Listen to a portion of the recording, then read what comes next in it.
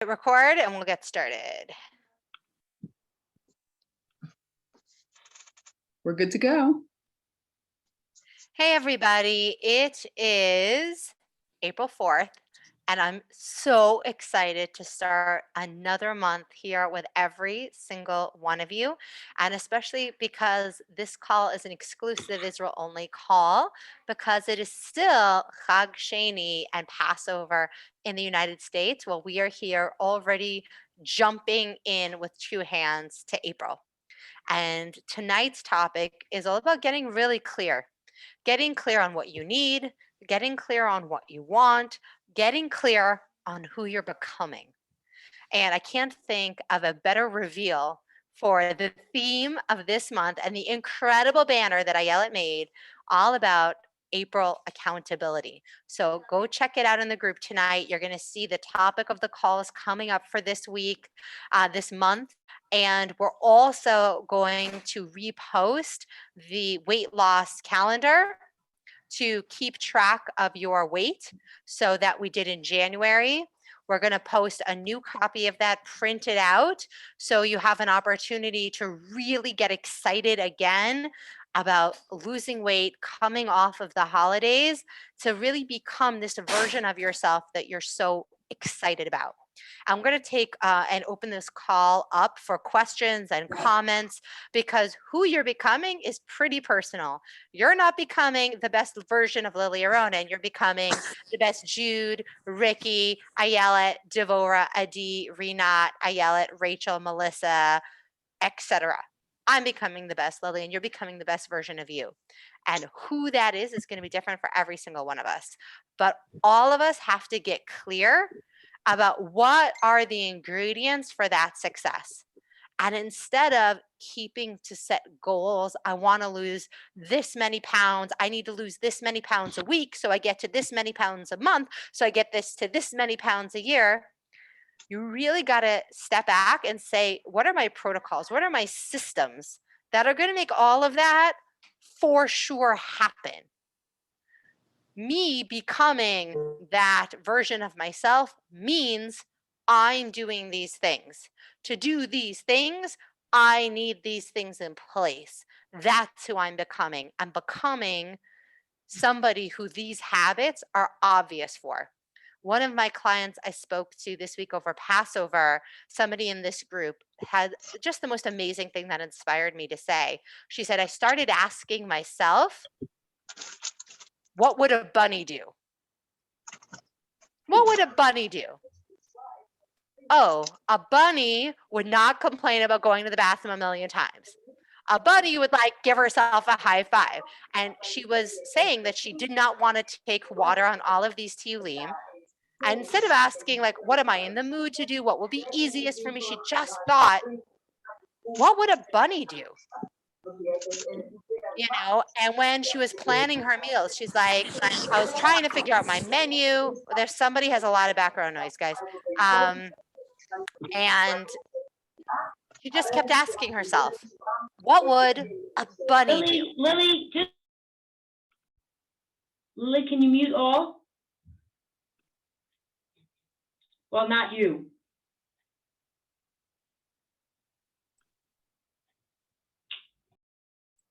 There we go. The host did, thank you. And just took me a sec to unmute myself. So who is a bunny? When you ask yourself such a question, what would a bunny do? Who is that in your mind? So I'd like you to take a minute and blow up the chat a little bit. When you think, what would a bunny do? How would a bunny bounce back from Passover? What does that even mean to you? Lily, guys, yes. I don't know for anybody else. For me, it says mine says chat disabled. Also, yeah. Mine says chat disabled.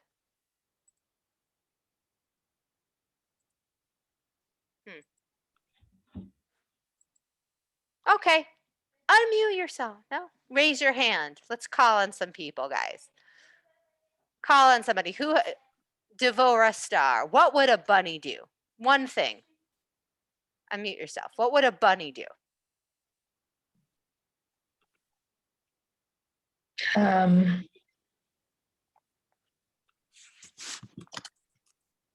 fill up their water and just make that the way that they start their day.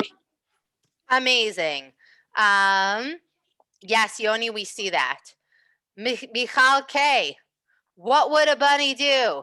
Yes, now we can all write into the chat. But you tell me with words, Michal, what would a bunny do? Ironically, make sure there's lots of hay in my cage so I can eat, because that's very healthy. So ordering vegetables so that they arrive on Monday because your fridge is empty. Very important. Just make sure you have vegetables all the time. I love that point. It's specifically what Michal said. It's not just going to the supermarket. Figure out what day of the week you really need it. I also changed my fruits and vegetables from coming on Tuesday to coming on Monday. Great point, Michal. And that's exactly it. Focusing on the system, not the, I need to just be veggies most. What do I need to do to make that happen? What would a bunny do? Rinat, what would a bunny do? One thing.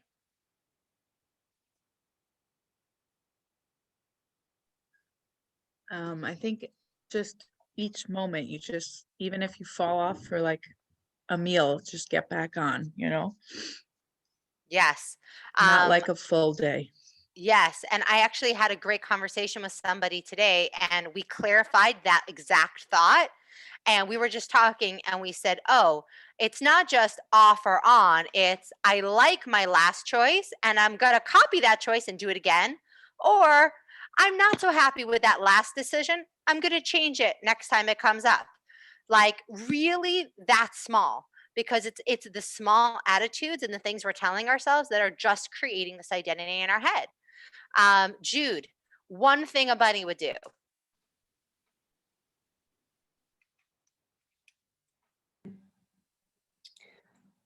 Plan for treats. Plan for treats. That's right. Because a bunny loves to treat really smart and mindfully, and definitely never avoids a situation because of food. One of my favorite things that really drew me to Alana was this concept of not always eat before you go to a social event, or don't go because you're on this like very short-term diet. It's you never avoid a social situation because of food. Either you're eating in advance because that's what a bunny would do because there isn't anything for you there, or you're making sure that you're there to focus on whatever you're there for. And if part of that is going to be the right kind of food, then part of that's going to be the right kind of food. Amazing. Hendy isn't feeling well and made it on the call. Let me know, Hendy, if you're able to hop on with one thing a bunny would do. Ricky Shapiro, who I got to, are you raising your hand? Jen, what would a bunny do?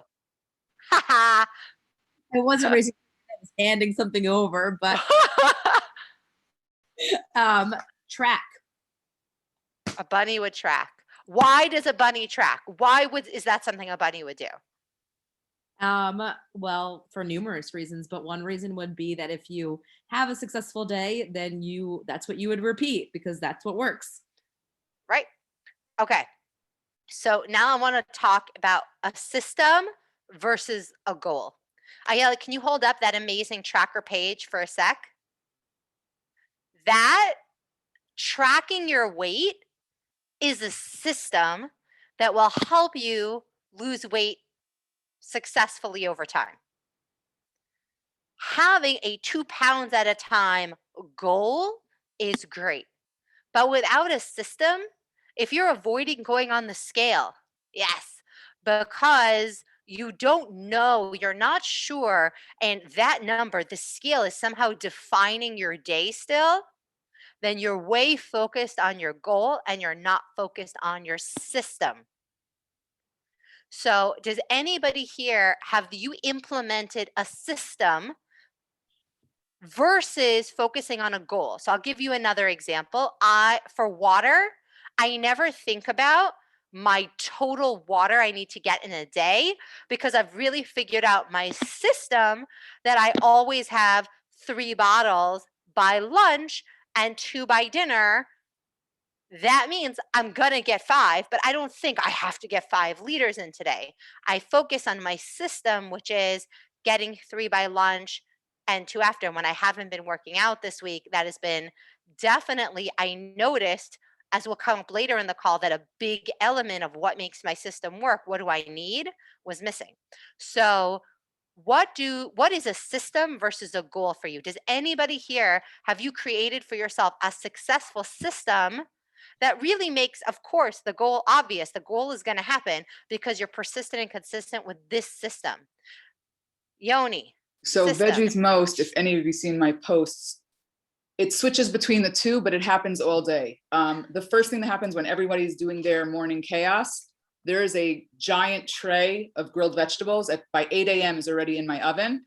It sits on a hot plate, but it sits basically in the middle of my dining room table the whole day, so that I am picking at that throughout the day, and fresh vegetables. There's no chance that I'm not veggies most. Like, it doesn't matter what my meal is. It doesn't matter what's on my plate for each of my plates, but there's not a chance that I haven't had by the end of the day, well, based on what's left on it, 4 peppers, half a cabbage, 2 onions, and a half a eggplant every single day, just because if I've grilled it, it's going in. Once in a while, I have to smack other people's hands away to stop touching my veggies, but that's the price you pay. But the point is that I do it every single day. There's not a chance that veggies most doesn't go in. If while I'm cutting up for other people, I'm then cutting an extra kohlrabi for myself that's sitting by my desk, great. But if those are the things that are done every single morning, it's simply the system that works. The same thing for water. I can't drink plain water all day. It doesn't work for me. It never has worked for me. For some people it does. But if I know that of my 5 to 7 liters a day, no matter what I'm doing, 2 of them are definitely going to be tea, and 1 of them is definitely going to be a Lily's hot cocoa, there's no chance also I'm not hitting 5 liters minimum each day. So for me, that helps my system. Try and that way Lily's the goals summer are lemonade. happening. Lily's summer lemonade is the summer Lily's hot So cocoa. that's the lemonade is what we've been doing. We did it that last summer because I did lemon water in the morning. Just one PSA for everyone. If you're using not a lemon tea and you're actually using lemon, minimize it to once a day. Your teeth will pay the price.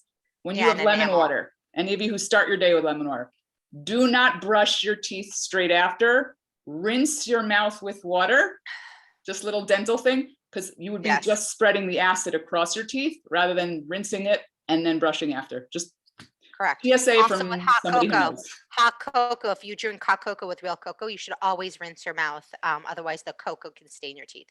But as long as you rinse your mouth with water after, it's not a big deal. Okay. I know I have a client here from our group, a challenger, who I know has a great system, and she makes her lunch salads when she does breakfast. So whatever she's making for breakfast, she prepares all her veggies for the day, whether it's cut veggies or salads.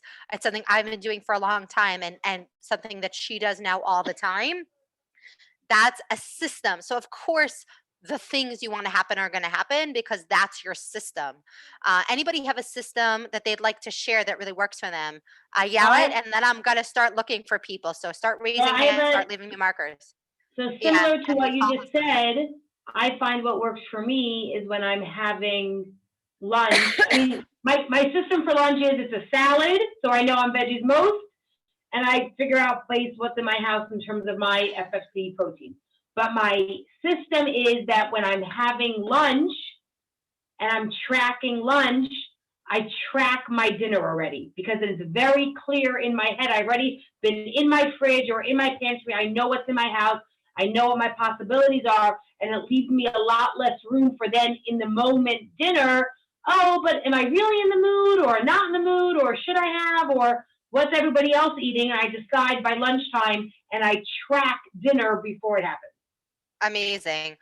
One really good one here in the chat that Renat and Devor shared, which is making sure you have veggies for your car if you have a commute. Amazing.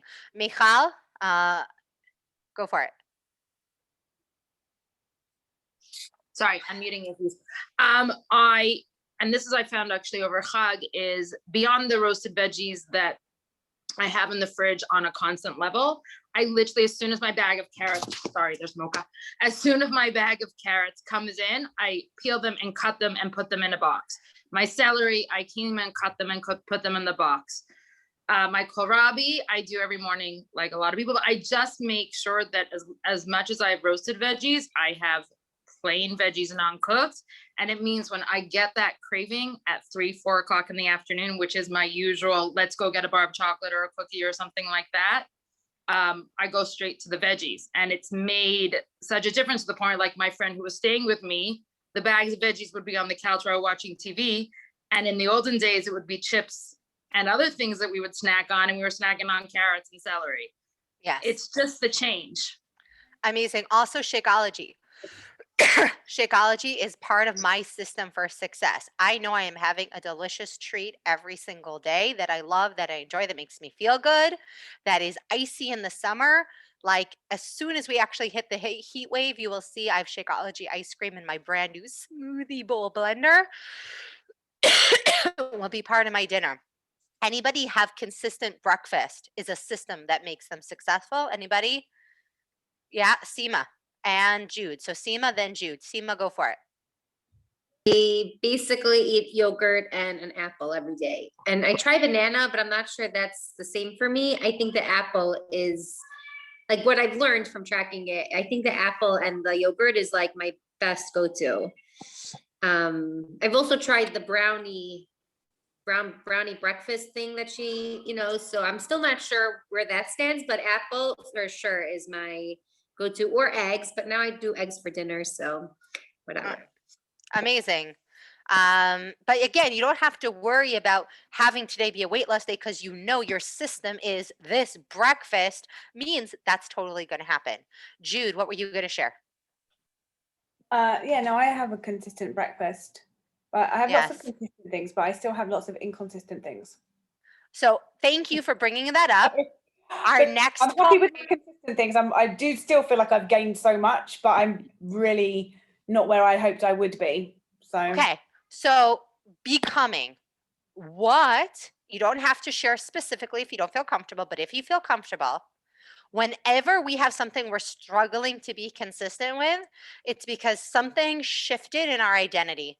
Something shifted in, I'm a bunny, what would a bunny do? And we're like, in this way, I'm not so much a bunny. And so when we want to do that behavior consistently, there's something else. Like, I'm really a chocolate lover. I'm really, well, I wish I was a bunny, but I'm like shaved bunny. I'm not really quite grown into my bunny status in this way. What's the area where you're like, I wish I was a bunny. I wish oh, how does that song go? Oh my God. I wish I was a ball, right?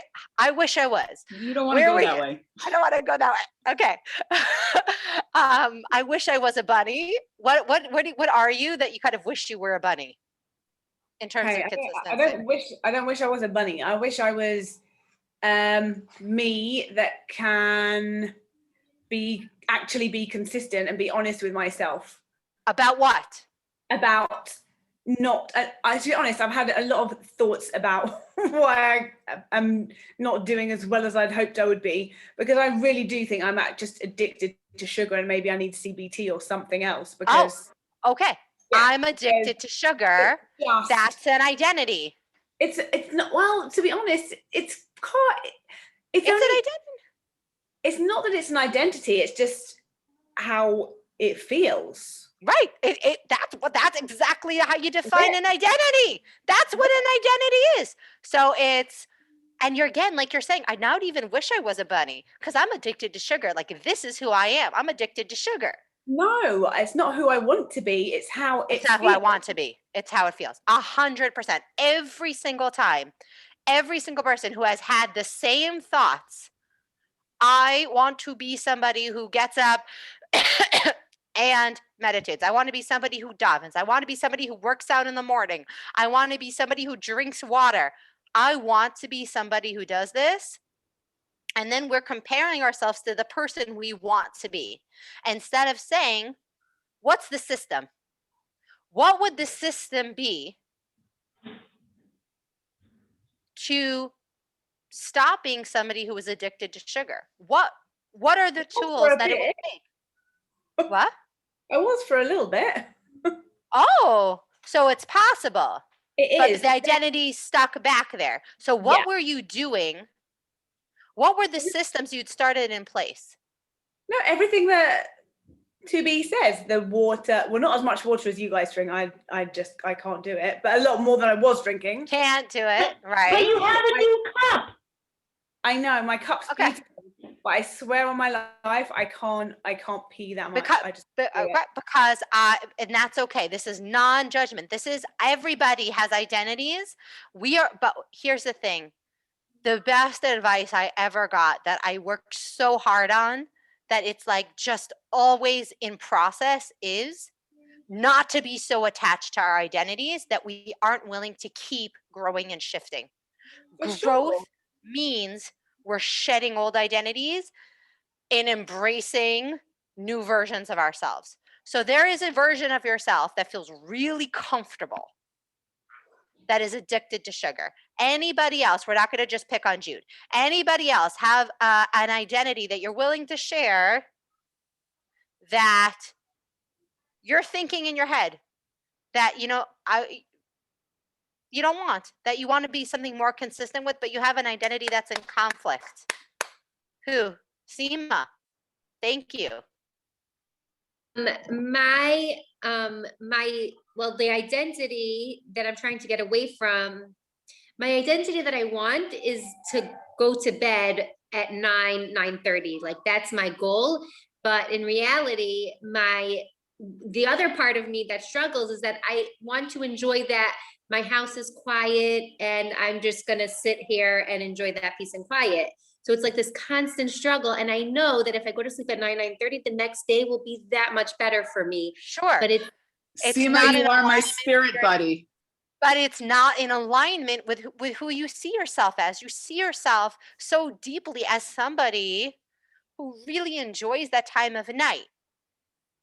So it's about, and this is where, guys, if you struggle with consistency in any area, April accountability is your moment to take a step back and say, I'm not somebody who stays up late. I used to be somebody who stays up late. It's like the difference with a smoker. And so you offer somebody a cigarette, and either they'll say, oh no, I'm trying to quit. That person's still a smoker. Or, no thanks, I don't smoke. They're the same person. They yesterday could have been a smoker. Today, one of them says, oh no, I don't smoke. And the other one says, I'm trying to quit. Today, you're in a point of, I'm trying to not be somebody who stays up late. I'm trying to be somebody who doesn't feel so controlled by my sugar cravings. But really, tomorrow, you can wake up and you can just start telling yourself and creating and moving into this identity of, I don't stay up late. I love the time after my kids go to sleep. I savor it, and I savor sleeping when everyone is quiet and asleep. You have to find the language that's going to be that new identity that you want, because you can want the goals and you can want the behaviors, but if that identity isn't there that it's matching up with, that's when we feel so frustrated that we're not living up to these false expectations of ourselves. And I have them too. Plenty of them. But constantly being in motion with that.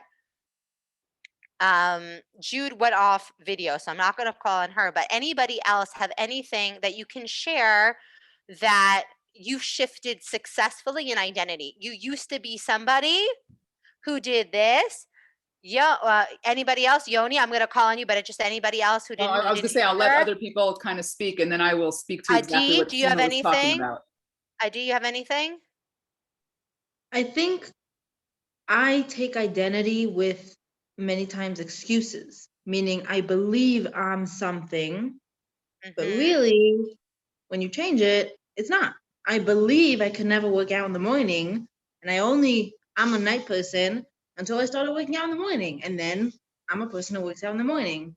So to me, identity is you kind of decide what identity you are. So you don't but you decide it, right? But you have to really take a step back and realize I'm not my identity.